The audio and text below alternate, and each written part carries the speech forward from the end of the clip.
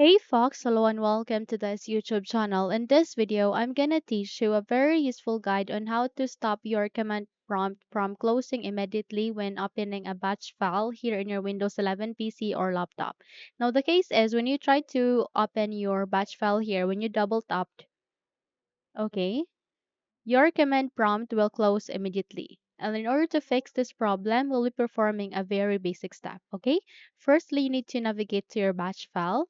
Please do a right click and then scroll down and go with Edit in Notepad. The moment you've selected it, wait until this small window would appear. And here, please click on Enter key. And here, please type for pause.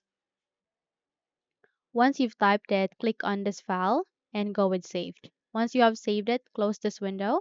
And from here, please do a right click, okay, and go with this option called Run as Administrator, which is next to Share. So click on it, and if you have received a notification where your user account control is asking you to say yes, proceed with yes so that you can give permission and running the command prompt as administrator.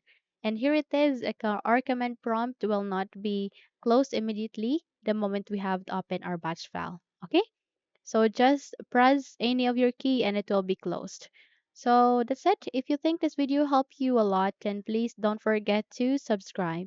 Hit the like button as well as the bell icon to be updated for more tutorials like this. Don't forget also to leave a comment at the comment section below if you have succeeded on fixing your command prompt, which will close immediately the moment you will open your batch file. So thank you for watching this video and have a good day everyone.